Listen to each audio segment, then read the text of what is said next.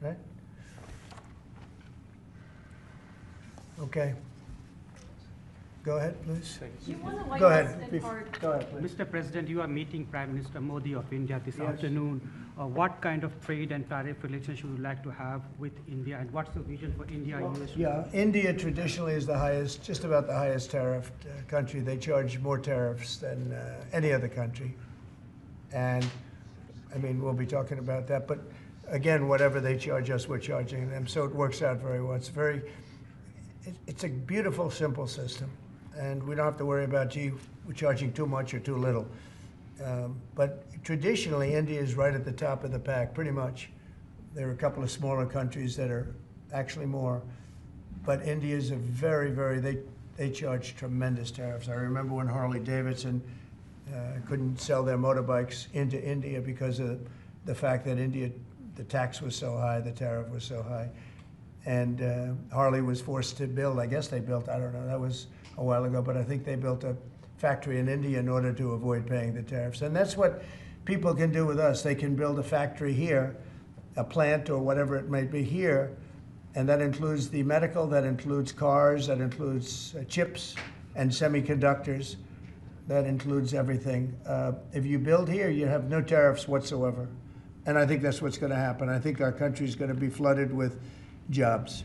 What should consumers expect? Are prices going to go up short-term, Well, long-term? not necessarily. I mean, not necessarily. But I'll tell you what will go up is jobs. The jobs will go up tremendously. We're going to have great jobs for everybody. This is something that should have been done many years ago. China did it. I mean, China did it at a level that probably nobody's ever seen before. If you manufactured a car, you couldn't send it into China. The tariff was so high. So everybody went and they built in China. It was no big secret. So we're going to see, but it's going to mean tremendous amounts of jobs. And ultimately, prices will stay the same, go down. But we're going to have a very dynamic country. But if prices go up, Mr. President, because of these tariffs, who do you think voters should hold responsible? Oh, I think what's going to go up is jobs are going to go up. And prices could go up somewhat short term, but prices will also go down. And I think the farmers are going to be helped by this very much because product is being dumped into our country and our farmers are getting hurt very badly by the last administration.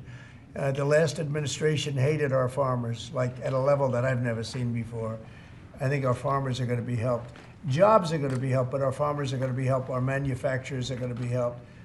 And again, if somebody wants to come in, including the car companies, if they want to come in and build car plants, they'll do it without tariffs, and therefore prices won't go up. There could be some short-term disturbance, but long-term, it's gonna make our country a fortune. So Americans should prepare for some short-term pain. No, you said that. I didn't say that. Well, if the prices go up, let's see what happens. Nobody really knows what is going to happen, other than we know that jobs are going to be produced at levels that we haven't seen before.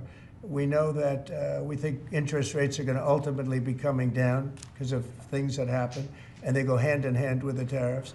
But we think that the prices for some things, many things, it could be all things, will go down. Ultimately, will go down. Mr. President, can you explain the timeline here, sir? There's a period of time for a review, a report, 180 days. Sure. What's the earliest date that you think tariffs will actually be implemented and executed? Well, I would say, maybe I'll ask Howard to answer that, because he's going to be the one that's implementing. What do you think? Our studies should be all complete by April 1st. So we'll hand the president the opportunity to start on April 2nd if he wants. So I think we'll be ready to go on April 1st, and we'll hand it to the president, and he'll make his decisions. But remember, if they drop their tariffs, prices for Americans are coming down. Our production's going up, and our costs are going down. Remember, it's a two-way street.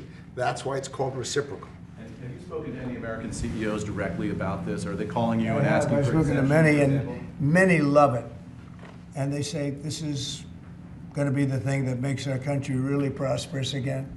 And this is going to be what pays down to $36 trillion in debt and all the other things. And this is going to be This is an amazing day.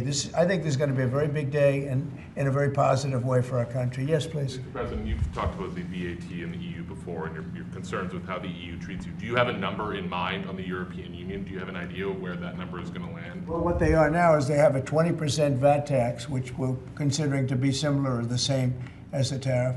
Plus, they charge lots of fees, and they're doing something else. European Union's been very tough on our companies. They sued Apple, they sued Google, they sued Facebook, they sued many other companies, and they're American companies, and the kind of numbers are staggering. And the court system over there is not very good to our companies. If you know that Apple had to pay, I think, $16 billion in a penalty, a court case that was really shocking because most people thought they would have won that court case, people that watched it. So they've been very tough. Airlines have called me up and they said, could you help us with Europe because they're charging us so many different fees. I got a call from the head of American, United, and other airlines saying, every time we land a plane, we get just absolutely killed by the European Union. And so they haven't been treated as good. We think the European Union is wonderful. We all love Europe, love the countries in Europe, but European Union has been absolutely brutal on trade. Canada's been very bad to us on trade, but now Canada's going to have to start paying up. And Canada's been tough on the military because they have a very low military cost. They think we're going to, protect them with our military, which is unfair. So Canada's going to be a very interesting situation because, we just don't need their product. And yet they survive off the fact that we do 95% of what they do. And Canada is just absolutely, I say it, and sometimes people smile and sometimes they say great idea, but Canada, their taxes would come down greatly, their security would go up greatly. Amazing things happen to Canada, and really Canada in this particular, why would we pay $200 billion a year in subsidies to Canada when they're not a state? You do that for a state, but you don't do that for somebody else's country. So I think Canada is going to be a very serious contender to be our 51st state. How are negotiations going with Canada? There was obviously a delay in implementing those tariffs. I spoke to Governor Trudeau on numerous occasions, and we'll see what happens. But it just sets up so good for them. Look, the people would pay much less tax than they're paying right now. They'd have perfect military protection. They don't have any military protection because and you take a look at what's going on out there. You have Russian ships, you have China ships, you have Chinese ships, you have a lot of ships out there, and people are in danger. This is a different world today. It's a different world. They need our protection, yes.